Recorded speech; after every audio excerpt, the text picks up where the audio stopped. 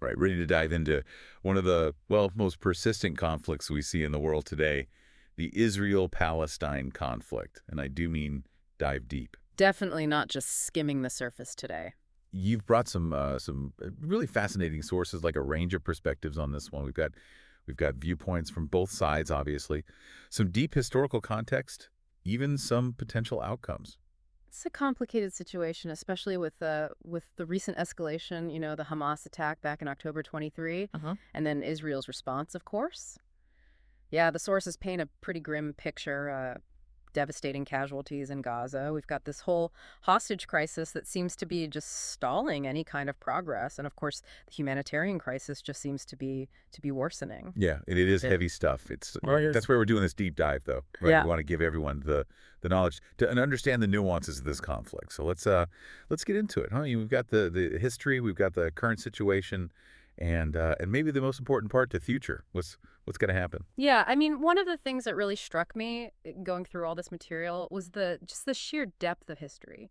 This land, it's profoundly significant for three major religions. We're talking Judaism, Christianity, Islam, all intertwined there. And well, I mean that alone, Right. right? That alone makes it a region that's inherently prone to conflict. We're talking centuries here of narratives, claims, and counterclaims. Yeah. So let's rewind a bit then. One of the sources kind of pointed to the late 19th century as a turning point. That's when the Zionist movement got going, right? Led by figures like Theodore Herzl. Yeah. Started advocating for a Jewish homeland. The source mentioned this was driven by anti-Semitism in Europe. Of course, a lot of persecution at the time. Yeah. And a growing desire for a safe haven. Right. And it's interesting because, this yearning for a homeland, it wasn't just reaction to persecution. I mean, there was also this deep-seated belief, in a connection to the land, historical and religious, a connection that had been nurtured for centuries. And then we get to 1917. The British government issues the Balfour Declaration, essentially promising a Jewish homeland, while at the same time pledging to respect the rights of the Arab population that was already there. Yeah. I mean, talk about a complicated situation. Yeah, no, the Balfour Declaration, I mean, it was incredibly significant because it was the signal for international recognition Right. of this Zionist goal. But it also, as you said, it contained this built-in tension. How do you create a homeland without impacting the rights of the people that are already living there? And that question has unfortunately been at the heart of the conflict, I mean, ever since. Ever since, yeah. And then fast forward to 1948, a pivotal year. I mean, the Holocaust just ended, and the world is reeling from just the horrors inflicted on the Jewish people. Mhm. And then the UN proposes partitioning Palestine, into separate states, a Jewish state and an Arab state. Mhm. But things did not go according to plan. No, they didn't. So the Jewish leadership, they accepted the partition, but the Arab leadership rejected it. I think they feared it would legitimize the displacement of Palestinians, and that rejection, well, it triggered the first Arab-Israeli war, a war that Israel won, and they ended up expanding their territory beyond what the UN had initially outlined. And tragically, over 700,000 Palestinians were displaced during the war, an event they called the Nakba, the catastrophe. And this displacement created a refugee crisis that continues to this day and, I mean, fuels resentment and shapes the Palestinian narrative, of course. Yeah, the Nakba is absolutely a central element of the Palestinian collective memory. It's seen as this moment of dispossession, a time when their homeland was taken from them, and the trauma of that event continues to shape, I think, Palestinian identity and their demands for justice and a right of return. And then the decades that followed, well, we saw a series of wars, conflicts, each adding another layer of complexity to an already volatile situation. The Six-Day War in 1967 was, I mean, especially significant.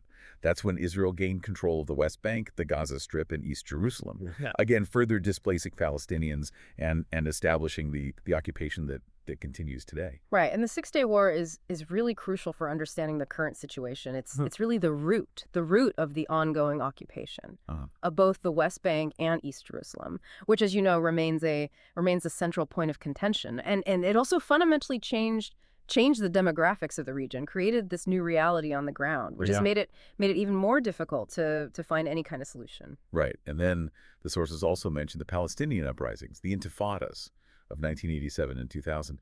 These were periods of, I mean, intense resistance against the occupation, often met with harsh responses from Israel. They seem to represent a turning point in Palestinian tactics. And self-perception. Yeah, they really do. I mean, the intifadas, they were significant because they demonstrated the depth of Palestinian resistance to the occupation, and they also highlighted the limitations of purely military solutions, forced Israel to kind of reevaluate its approach to the conflict. And while they didn't achieve, I guess, their immediate goals, they did bring the Palestinian issue back to the forefront of international attention. Right. And then we had the Oslo Accords in the 1990s. I mean, a monumental effort, a real attempt at a two-state solution.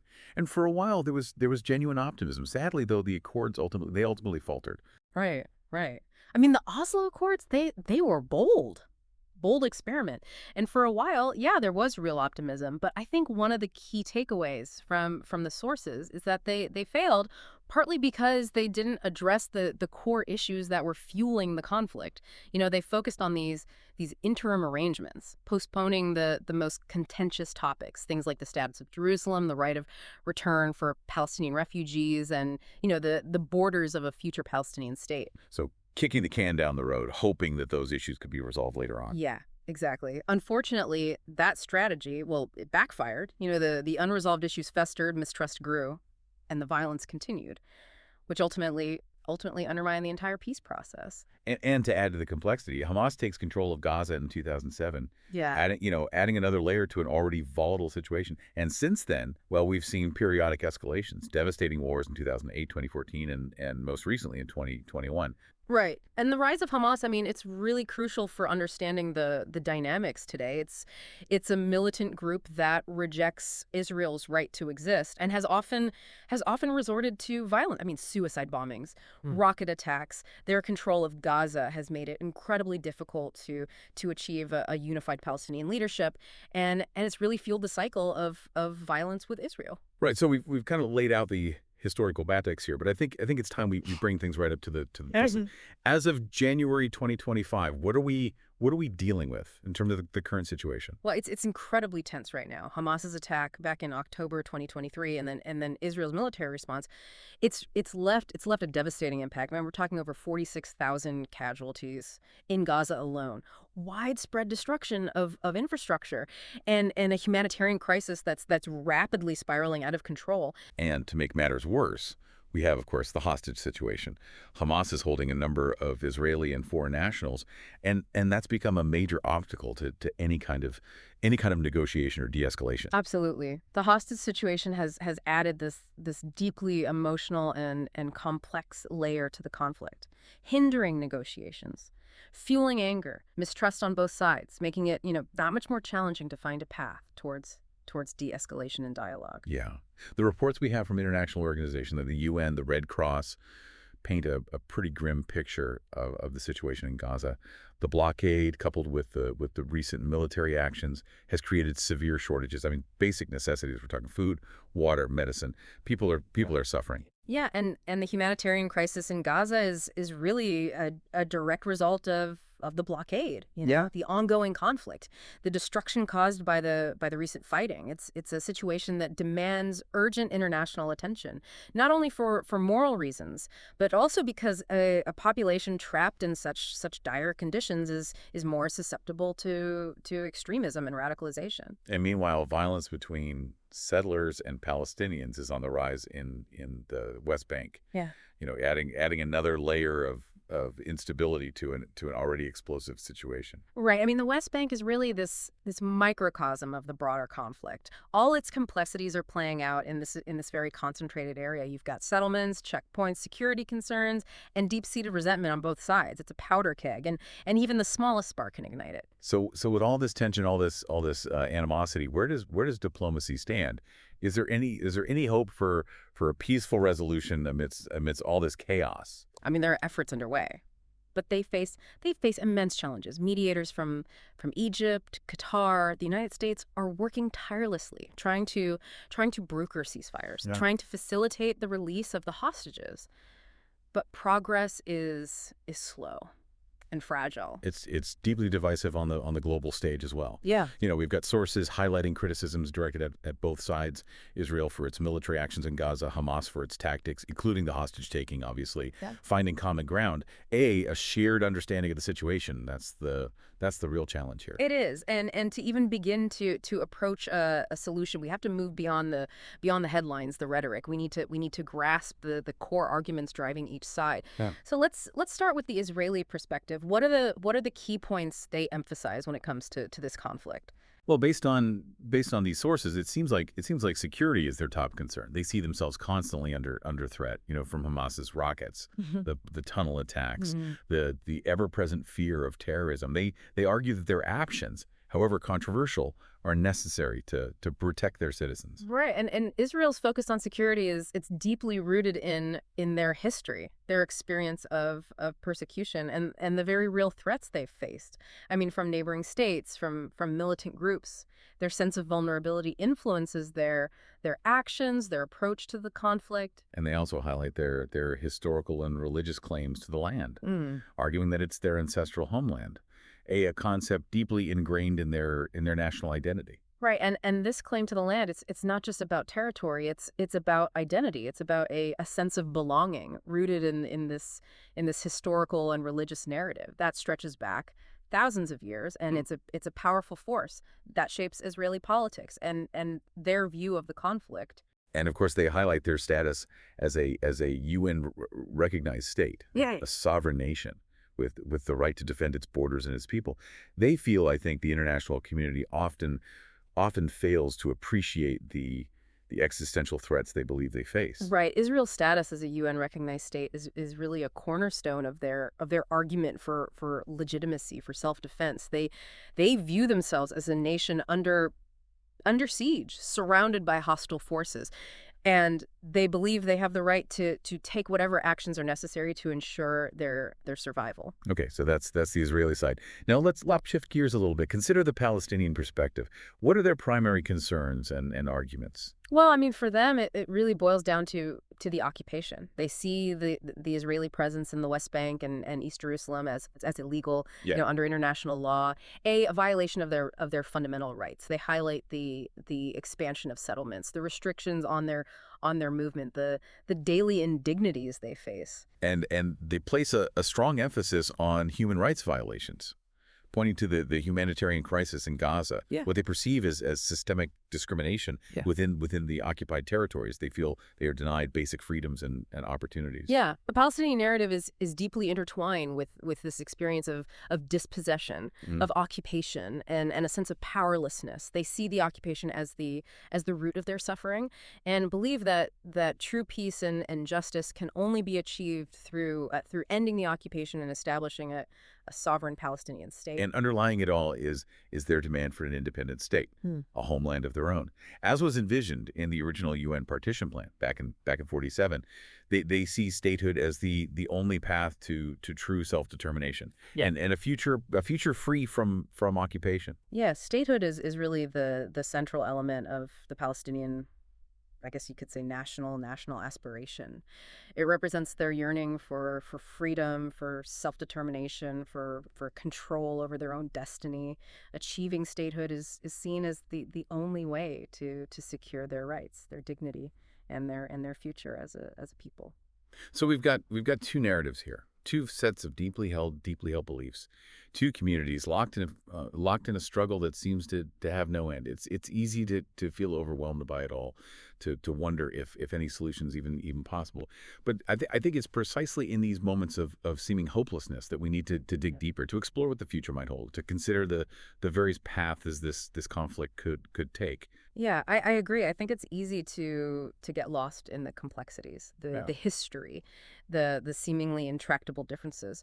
But we have to remember that the future is not predetermined. Human actions, decisions made by leaders, even unforeseen events can dramatically alter the course of history. So let's turn our attention to what the future might hold. The sources actually outline several potential outcomes, each with its own set of implications. And while predicting the future is inherently difficult, I think it's a worthwhile exercise. It helps helps us imagine different possibilities and think through the consequences of various actions or inactions. That's a good point. Let's not get bogged down in despair. Instead, let's explore those potential futures. What's the first potential outcome our sources highlight? Well, unfortunately, I mean, the most straightforward and perhaps the bleakest is a continuation of the status quo, prolonged conflict. This scenario, it would see the cycle of violence continue with periodic escalations and temporary ceasefires, but no real progress towards a lasting solution. Ugh, that's a depressing thought. What would that mean for the people on the ground? Well, it would mean continued suffering, especially for the Palestinians in Gaza. The humanitarian crisis would worsen, radicalization would likely increase, and the possibility of another full-blown war would always loom large. It's hard to even imagine the toll that would take on human lives, Mm. on the social fabric of both communities. Okay, so prolonged conflict is one possibility. What else do they suggest? Well, on a more hopeful note, there's the two-state solution. This is the outcome that's been the focus of international diplomacy for decades. Involves creating an independent Palestinian state alongside Israel, with Yeah. with both nations living side by side in peace and security. Sounds lovely in theory, but is it actually achievable? Yeah. We've seen past negotiations fail. The current situation seems particularly hostile. Yeah, you're right. It's incredibly challenging. Reaching a two-state solution would require immense political will, compromise from both sides, and significant international pressure.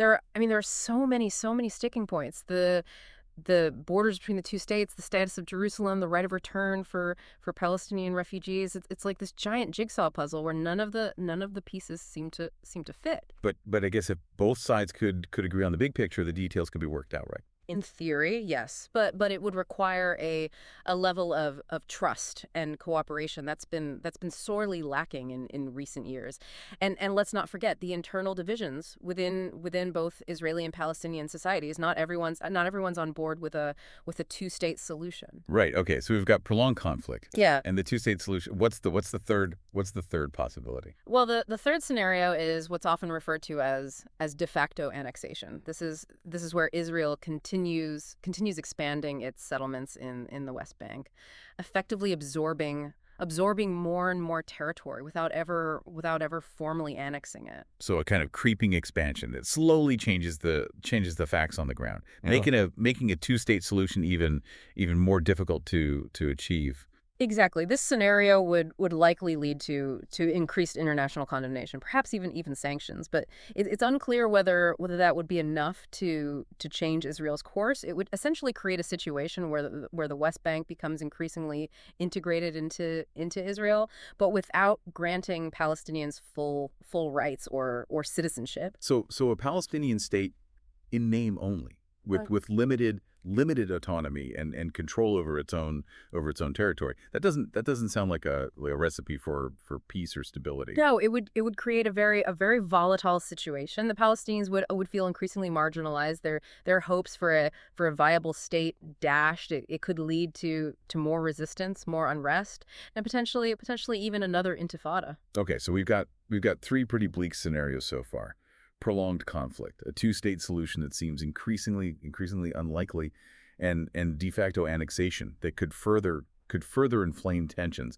Is there anything even remotely optimistic in the mix? Well, there is a fourth outcome, though it's often seen as the most radical and the least likely a one-state solution. And what would that look like? Well, there are two main variations. One involves a single state encompassing both Israelis and Palestinians with equal rights for all citizens, regardless of ethnicity or religion. That sounds like the ideal. Yeah. But is it even remotely feasible given the current level of animosity? Well, it faces immense obstacles. Both sides have deep-seated fears, prejudices that would make it extremely difficult to create a truly integrated and just society. The Israelis worry about losing their Jewish identity in a binational state, while the Palestinians fear becoming becoming a permanent minority within a system dominated by Israel. So a nice idea on paper, but in reality, a recipe for disaster. What's the other variation? Well, the other version of a one-state solution is far more dystopian. It would involve Israel maintaining control over the entire territory, but without granting full citizenship or equal rights to the Palestinians. So a system akin to apartheid. That seems like Yeah. like a recipe for perpetual conflict and international condemnation. Yeah, you're right. It would be morally reprehensible and would likely lead to further violence and instability. It's a scenario that most people on both sides of the conflict desperately want to avoid. Okay, so we've laid out four potential outcomes: prolonged conflict, the two-state solution, de facto annexation, and the one-state solution with its two variations.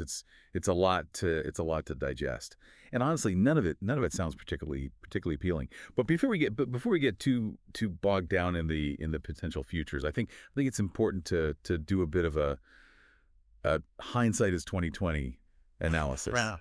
Are there any key moments in the history of this conflict where things could have gone differently, where missed opportunities or bad decisions led to the current impasse? That's a fascinating question, and one that historians and political scientists have debated for decades. There are certainly a number of points where one could argue that different choices could have led to a less tragic outcome. So let's play what if for a moment. What are some of those pivotal moments where things might have taken a different turn? Well, I think one obvious starting point is the 1947 UN partition plan. Yeah. As we discussed earlier, the plan proposed dividing Palestine into separate Jewish and Arab states, with Jerusalem under international control. Right, but the Arab leadership rejected the plan outright, and that ultimately led to the war of 1948 and the displacement of hundreds of thousands of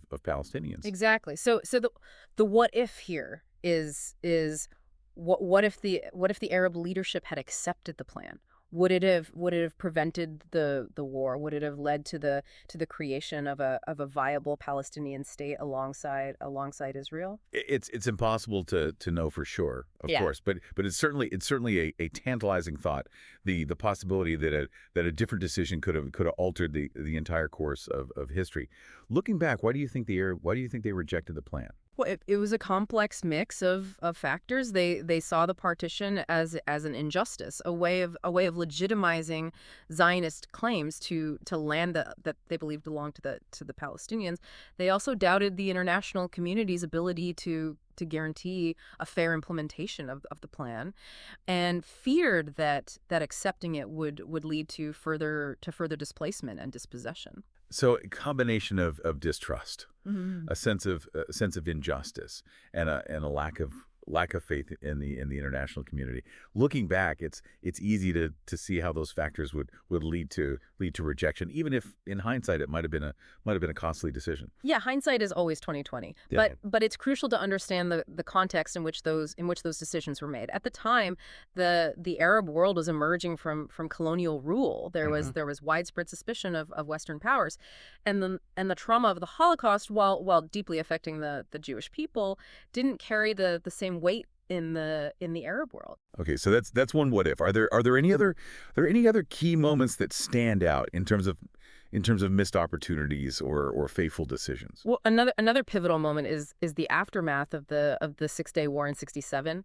Israel's victory in that war gave it control of the West Bank, the Gaza Strip, East Jerusalem, and other territories. Right, and that's when the occupation began. A situation that continues to this day, and that has fueled so much of the resentment and the violence. Exactly. So the what if here is, what if Israel had chosen a different path after its victory? What if it had offered to return the occupied territories in exchange for peace with its Arab neighbors? Yeah, that would have required a level of trust and foresight that was probably unrealistic at the time. I mean, Israel had just fought a war. Yeah. Its people were feeling vulnerable, and the Arab world was still largely hostile.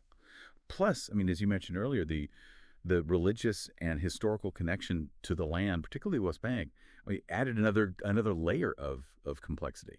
You're right. It would be in a bold and risky move, and there's no guarantee that it would have worked. But it's still, I think it's still worth pondering. Perhaps if Israel had adopted a more conciliatory approach, had offered to return most of the captured territories in exchange for security guarantees and recognition, well, the trajectory of the conflict might have been different. So a missed opportunity, perhaps a chance to alter the course of history before the occupation became entrenched and the settlements began to expand. Yeah, it's impossible to know for sure, but it's a question worth considering. The decision to hold on to the occupied territories, it had far-reaching consequences, Yeah. shaping the demographics, the politics, the psychology of the conflict in ways that continue to reverberate today. Okay, so we've got the 1947 partition plan and the aftermath of the 6-Day War. Any other pivotal moments that stand out in terms of missed opportunities? Well, I think the Oslo Accords of the 1990s, they represent another potentially missed opportunity. This was a historic moment, the first time that Israeli and Palestinian leaders met face to face and negotiated a framework for peace. Right. There was so much hope at the time, a sense that a breakthrough was finally possible, but the Accords ultimately failed to deliver on their promise. They did, and there are many reasons for that. One key factor, according to the sources you've provided, was the ambiguity of the agreements on critical issues, Yeah. like the final status of Jerusalem, the right of return for Palestinian refugees, the borders of a future Palestinian state. They essentially postponed the most challenging aspects of the conflict, hoping they could be resolved later. So they kicked the can down the road again, Yeah. hoping that those tough issues could be resolved later. But that approach didn't really work, did it? It didn't. By delaying the most contentious issues, they allowed mistrust and suspicion to fester. The violence continued. Settlements expanded, and the political will for compromise eroded on both sides. So a case of too little, too late, a missed opportunity to capitalize on a moment of hope Right. and make the tough decisions necessary for a lasting peace. Perhaps, but it's also important to acknowledge the courage it took for both sides to come to the table in the first place. I mean, the Oslo Accords were a testament to the human desire for peace, even in the face of seemingly insurmountable obstacles. Well said. It's a reminder that even in the darkest of times, there are glimmers of hope, moments where change seems possible. But as we've seen, those moments are often fleeting, and capitalizing on them requires immense courage, vision, and a willingness to make difficult choices. Absolutely. Well, this has been, I mean, a really heavy start to our deep dive. But I think we've laid some essential groundwork. We've gone, all the way back to the late 19th century, traced the historical evolution of the conflict. We've looked at the current situation, as bleak as it may be, and we've even explored some potential futures. Uh-huh. And frankly, none of them are particularly easy to stomach. But I think it's important to remember that understanding the past is crucial for navigating the present. And for making informed choices about the future. Right. And I think one thing that gets lost sometimes in all of this, it's easy to get lost in the abstractions of, borders, settlements, UN resolutions.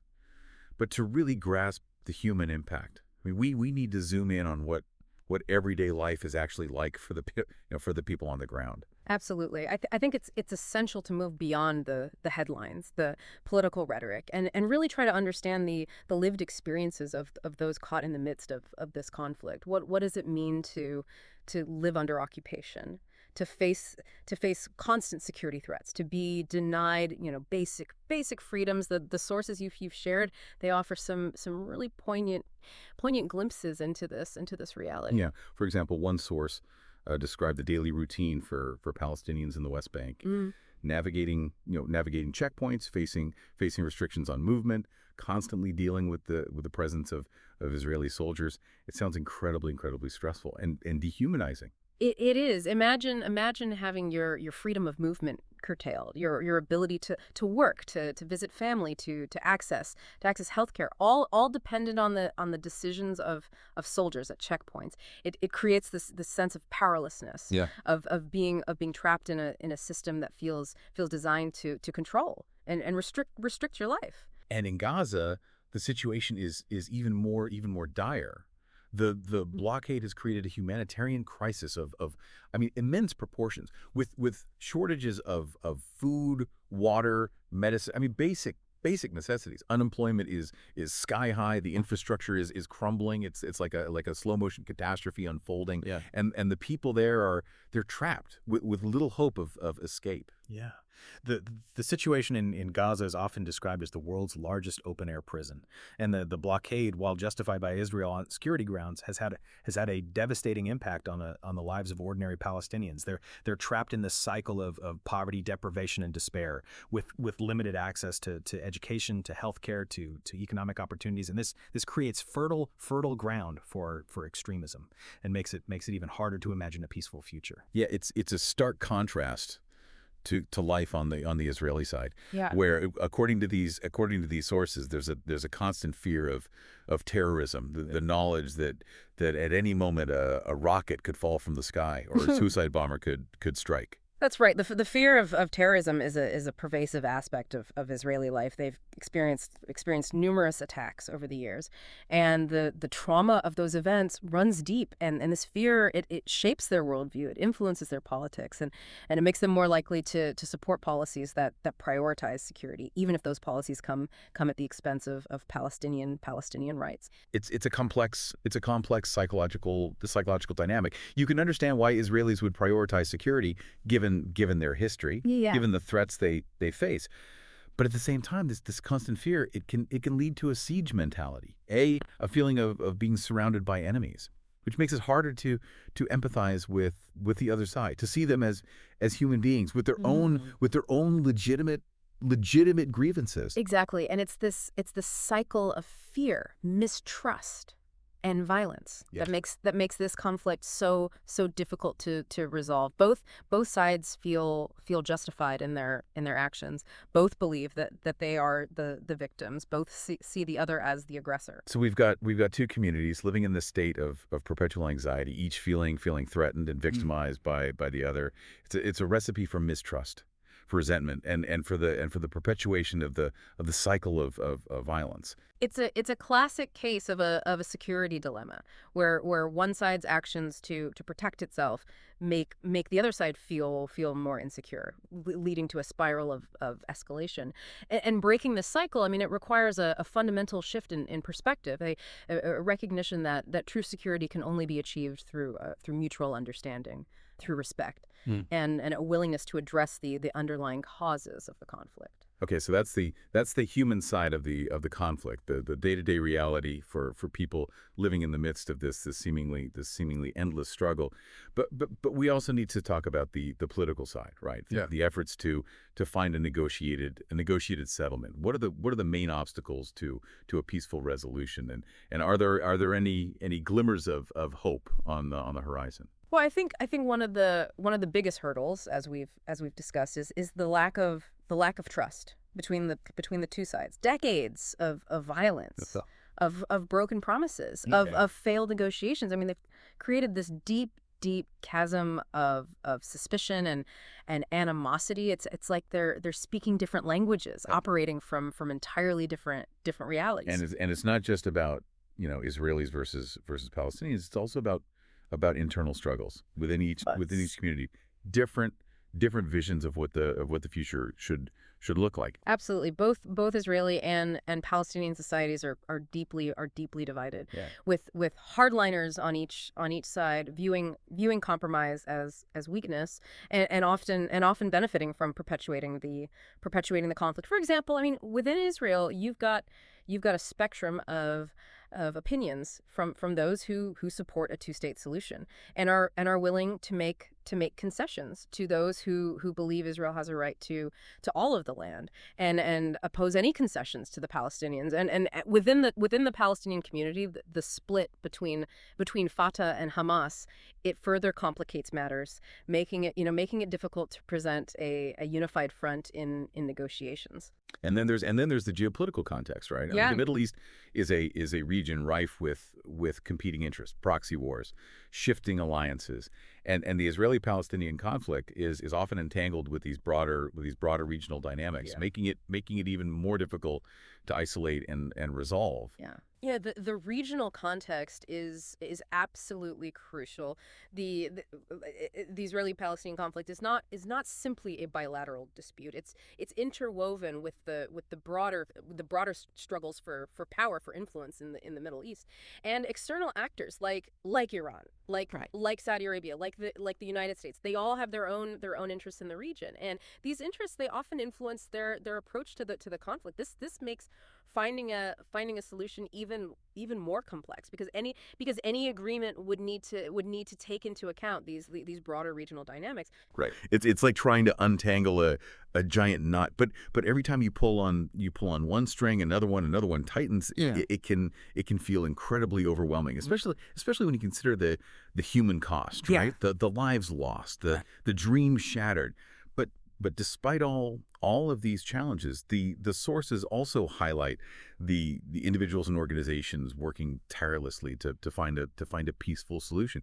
They believe that dialogue, even between sworn enemies, can plant the seeds for understanding and a reconciliation. So even amidst all the negativity, there's a glimmer of hope. Are there any specific examples of these peace building efforts that have had some success? There are actually. One really remarkable example is the Parent Circle Families Forum. This organization brings together bereaved Israeli and Palestinian families who've lost loved ones in the conflict. Wow, that takes incredible courage. Yeah. And a willingness to look beyond the pain and anger.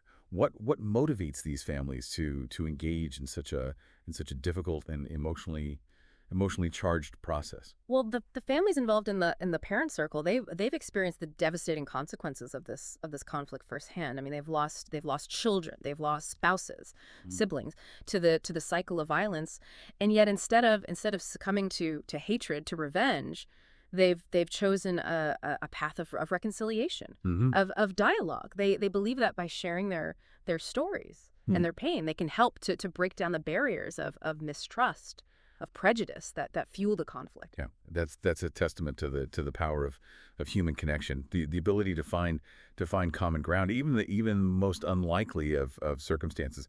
Are there other examples of this kind of grassroots peace building? Absolutely, there are numerous organizations working on coexistence projects, bringing Israeli and Palestinian youth together, promoting dialogue between religious leaders, fostering economic cooperation across the divide. And these initiatives may not make headlines, but they are slowly building bridges. They're fostering empathy and creating a space for dialogue, for understanding. So it's not just about high level negotiations. It's also about building bridges, on a personal level, creating spaces where people can interact and see each other as human beings, not just stereotypes. Precisely, because ultimately peace won't be achieved through treaties and agreements alone. It requires a change in hearts and minds. Yeah. A shift away from the narratives of hatred and fear that have poisoned this conflict for so long. These grassroots initiatives are crucial for planting the seeds of peace and fostering a culture of reconciliation. And education plays a crucial role here as well, right? Teaching young people about the conflict from multiple perspectives, exposing them to different narratives, encouraging critical thinking can help to counter the narratives of hate and fear that have taken root over generations. Absolutely. Education is a powerful tool for change by teaching young people about the conflicts complexities, the historical narratives, the human stories on both sides. Well, we can foster empathy, we can foster understanding, and a willingness to challenge the status quo. Unfortunately, both Israeli and Palestinian education systems often present one-sided narratives that reinforce existing prejudices, and changing this approach is crucial for breaking the cycle of mistrust and violence. Yeah, makes sense. If all you ever hear is your own side's narrative, it's easy to demonize the other, Yeah. and justify violence. But but when you're exposed to different viewpoints, when you start to understand the complexities Hmm. and the human stories behind the conflict, it becomes much harder to hate. Yeah. So fostering dialogue, promoting coexistence, reforming education. These are all important steps towards creating a more peaceful future. But what about those in hindsight moments we discussed earlier? Are there any lessons to be learned from past mistakes that could guide us towards a better path?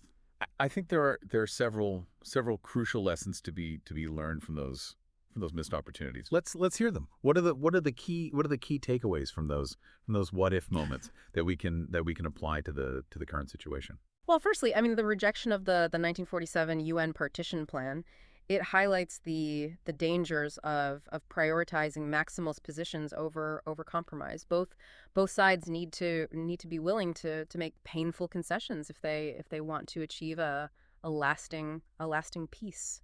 So moving away from the winner takes all mentality and embracing a more pragmatic approach that recognizes the legitimate aspirations of both sides. Exactly, a sustainable peace. I mean, it requires a solution that addresses the core needs of both Israelis and Palestinians, even if it means letting go of some long held Or aspirations. what other lessons can we draw from those missed opportunities? Well, the aftermath of the Six-Day War, it underscores the dangers of clinging to occupied territories, and the importance of seizing opportunities for peace when they arise. The longer the occupation continues, the harder it becomes to disentangle the two societies, and the more entrenched the positions become.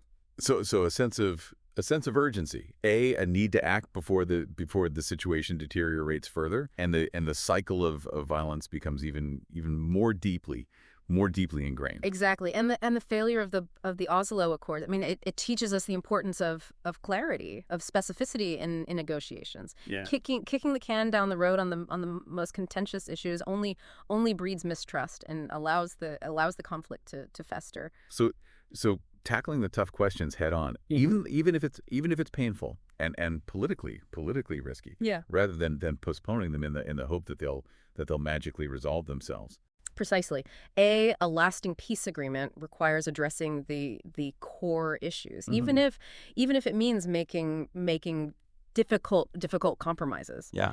and facing opposition from hardliners on both sides. Okay, so we got those three key takeaways: embrace compromise, seize opportunities for peace, and tackle tough issues head on. They sound simple enough, but I imagine putting them into practice is a whole different ballgame. It's incredibly challenging, no doubt. But I think these lessons they provide a roadmap, a set of principles that can guide us towards a more peaceful future. Okay, so those hindsight moments, they offer valuable lessons for the present. But let's move beyond analyzing past mistakes and turn our attention to potential solutions. We've talked about the obstacles to peace, the complexities of the conflict, the human cost, but we haven't really delved into what a realistic and agreeable solution might look like. What are the most promising paths towards a just and lasting peace? That's the million-dollar question, isn't it? And unfortunately there are no easy answers. But I think it's helpful to think in terms of a three-pronged approach, addressing the immediate humanitarian crisis, promoting dialogue and reconciliation, and working towards a long-term political settlement. Okay, so a three-pronged approach. Let's break that down. Starting with the humanitarian crisis. What needs to be done to alleviate the suffering of the Palestinian people, particularly in Gaza? Well, the most urgent priority is to lift the blockade on Gaza. This would allow for the free flow of goods and people, Hmm. essential for rebuilding the economy, and providing basic necessities to the population. But as we discussed earlier, Israel has always argued that the blockade is necessary for security reasons to prevent Hamas from smuggling weapons and launching attacks. How do you reconcile those security concerns with the humanitarian needs of the Palestinian people? It's a delicate balancing act, but there are ways to address those security concerns without collectively punishing the entire population of Gaza. International monitoring mechanisms, Yeah. stricter border controls, cooperation with the Palestinian Authority could all help to mitigate the security risks while allowing for the flow of essential goods and services into Gaza. So a more targeted approach, focusing on specific threats, Yeah. rather than imposing blanket restrictions that harm ordinary people. Exactly. And alongside lifting the blockade, there needs to be a massive infusion of humanitarian aid and investment in rebuilding Gaza's infrastructure, the schools, the hospitals, the water and sanitation systems. Yeah, it's a huge undertaking. Yeah. But it's essential if we want to create the conditions for a viable and prosperous Palestinian state. And it's not just about Gaza. The West Bank also needs significant investment in economic development, job creation, infrastructure improvements. So a comprehensive approach, right? Addressing the humanitarian needs of the Palestinian people across the board. Precisely. I mean, you can't build peace on a foundation of poverty and despair. People need to have hope for a better future, a sense that their lives are improving if they're going to be willing to embrace peace and compromise. Okay, so addressing the humanitarian crisis is the first step. What about the second prong? Promoting dialogue and reconciliation. What can be done to bridge the divide between Israelis and Palestinians and foster a sense of shared humanity? Well, as we discussed earlier, I mean, grassroots peace building initiatives are crucial. Supporting organizations that bring Israelis and Palestinians together, promoting dialogue between religious leaders, encouraging cultural exchange programs. Yeah.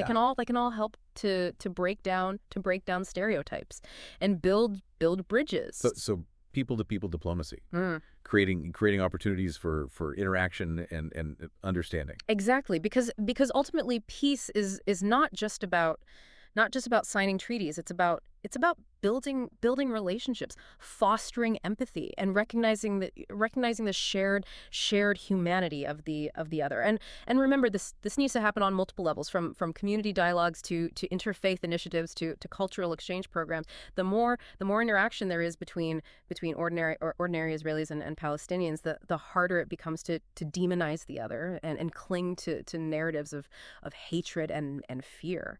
And as we discussed before, education plays a crucial role here as well, right? Teaching young people about the conflict from multiple perspectives, exposing them to different narratives, encouraging critical thinking. I mean, Yeah. this can help to counter the one-sided narratives that have fueled this conflict for so long. Absolutely. Educational reform is essential. Both Israeli and Palestinian education systems need to move away from teaching narratives of victimhood and demonization towards a more nuanced and balanced approach that acknowledges the complexities of the conflict and the humanity of the other side. Okay, so we've got humanitarian aid, we've got grassroots peace building, Yeah. and education.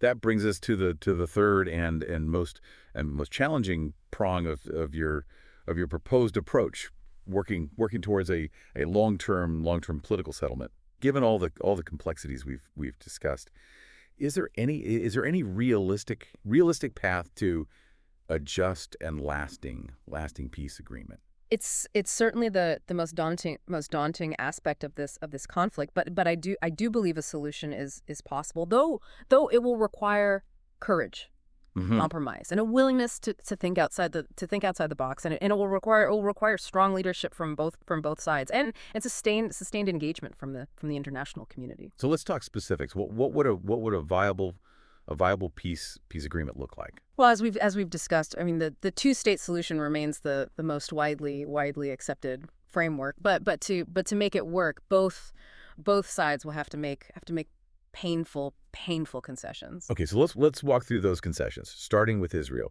What are the key compromises they would need to make? First and foremost, I mean, Israel would have to accept the creation of a truly independent and sovereign Palestinian state with full control over its borders, its resources, and its security. That means withdrawing from the occupied territories, Yeah. right? Dismantling settlements, relinquishing control over East Jerusalem. Those are huge asks, especially for those on the Israeli right, who view those territories as integral to their historical and religious heritage. It would be a monumental shift, no doubt. It would require a fundamental change in thinking. A recognition that peace requires sharing the land, not clinging to it at all costs. It would also require addressing the issue of Palestinian refugees, perhaps by offering a limited right of return or significant compensation. And what about the Palestinians? What would they need to concede? Well, they would have to accept that a future Palestinian state would likely be demilitarized, at least initially, with security guarantees provided by international forces. So giving up the right to a standing army and relying on others for protection. That's a tough pill to swallow for people who have felt so vulnerable and powerless for so long. It is, but it's a necessary concession if Israel is going to feel secure enough to withdraw from the occupied territories. Remember, Israel's sense of security is deeply ingrained, shaped by their history and the very real threats they've faced. Addressing those concerns is crucial for building trust and making peace possible. Okay, so demilitarization is one compromise. What else would the Palestinians need to give up? They would have to relinquish their claim to the entirety of historical Palestine, accepting a state based on the pre-1967 borders, perhaps with some land swaps. So letting go of the dream of returning to the homes and villages they lost in 48. That's a huge emotional sacrifice for many Palestinians. Yeah. Who have clung to that hope for generations. It is, but it's also a recognition of the realities on the ground. Millions of Israelis now live in those areas, and a mass expulsion is simply not feasible. A viable peace agreement requires acknowledging the current demographics and finding solutions that are both just and practical. Okay, so we've got demilitarization and acceptance of a smaller territory. Any other major compromises for the Palestinians? They would have to recognize Israel as a Jewish state. Yeah, accepting its right to exist and its right to define its own identity. And that's a sticking point for many Palestinians who view Israel's Jewish character as discriminatory and incompatible with their own national aspirations. It's a complex issue that goes to the heart of the conflict's identity politics. But if a two-state solution is to work, both sides need to be willing to acknowledge the other's right to self-determination, to a national identity. It's about finding a way to live side by side, respecting each other's differences, and recognizing each other's right to exist. Okay, so we've outlined the major compromises that both sides would need to make to reach a two-state solution. But let's be honest, these are huge asks, emotionally and politically charged concessions that would require immense courage and leadership from both sides. And even with all those compromises, there's still the issue of Jerusalem, a city sacred to both Jews and Muslims. How could a peace agreement possibly reconcile those competing claims? Yeah, Jerusalem is the ultimate deal breaker, the most emotionally charged issue in this entire conflict. Any viable solution would have to address its unique status, its religious significance to multiple faiths. One possibility is some form of shared sovereignty, perhaps with an international body overseeing the holy sites to ensure access for all. That sounds incredibly complicated, almost impossible to implement in practice. It would be incredibly complex, no doubt about it. But there are precedents. I mean, we've seen shared governance models work in other conflict zones. It would require creativity, flexibility, a willingness to prioritize the common good over narrow national interest. It would also require a deep understanding of the historical and religious sensitivities surrounding Jerusalem, and a commitment to finding solutions that respect the beliefs and aspirations of both sides. Okay, so even with all those compromises, reaching a two-state solution feels incredibly challenging.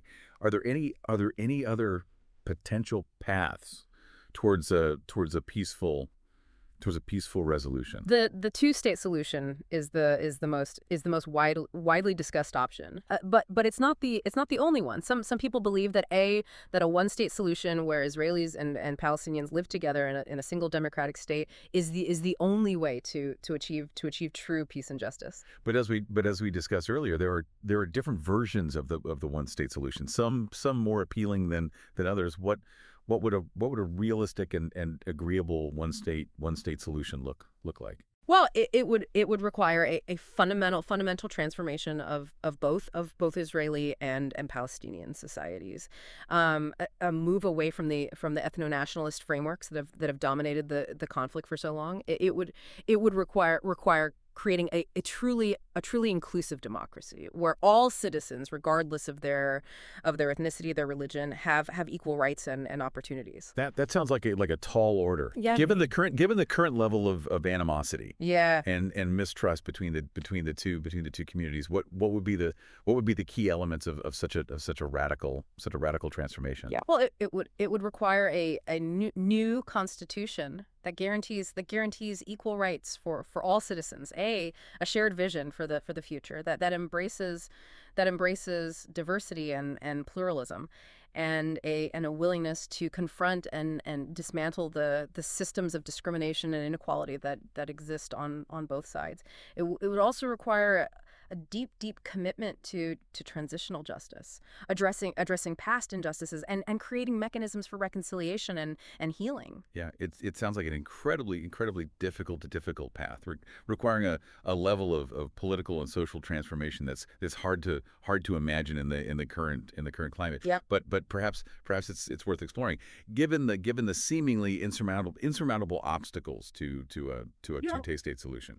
It is. It's not an easy path, that's for sure. But the one-state solution is certainly not without its challenges. It would require immense courage, vision, and a willingness to let go of deeply ingrained beliefs about identity, about nationhood. But I think it's a conversation worth having, especially if the two-state solution continues to prove elusive. Okay, so we've outlined two potential paths towards peace. The two-state solution with all its complexities and compromises, and the one-state solution with its radical vision of shared shared sovereignty and equality. Both options face, I mean, immense challenges. Neither is guaranteed to succeed. But I think exploring these possibilities is crucial for breaking free from the cycle of violence and envisioning a future where Israelis and Palestinians can coexist peacefully. Yeah, I agree, and I think it's important to remember that these are not the only options. The future is not limited to these two frameworks. New possibilities could emerge. Unexpected events could shift the political landscape, and creative solutions could arise from the grassroots efforts of those working for peace on the ground. That's a good point. The future is not predetermined. Yeah. And even in the midst of this seemingly intractable conflict, there's always room for hope, for innovation, and for the human spirit to find a way forward. But I think we covered a lot of ground in this part of our deep dive. We've explored the human cost of the conflict, the obstacles to a negotiated settlement, the lessons from past mistakes, and some potential paths towards a more peaceful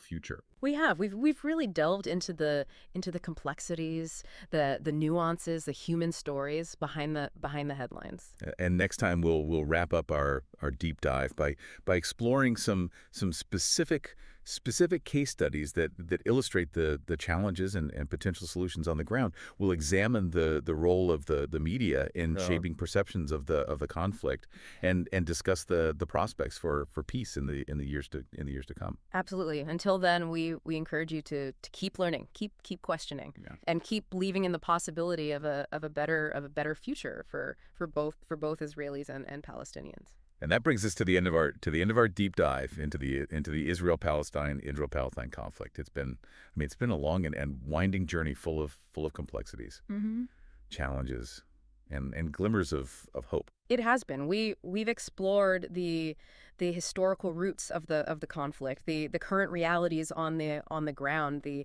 obstacles to peace, and the potential paths forward. It's a lot to process, but we hope this deep dive has equipped you with the knowledge and understanding to engage with this issue in a more informed and nuanced way. Yeah, we've tried to present, I think, a balanced perspective, drawing on a variety of sources, and highlighting the legitimate, concerns and aspirations of both sides. Yeah. But ultimately, it's up to each individual to continue learning, to continue questioning, and to continue engaging with this complex and challenging issue. And remember, the future is not predetermined. The choices we make today, the actions we take, and the stories we tell, they can all shape the course of events and contribute to a more just and peaceful future for both Israelis and Palestinians. Thank you for joining us on this deep dive into the Israel-Palestine conflict. We encourage you to continue exploring this issue, seek out diverse perspectives, and to never give up hope for a better future.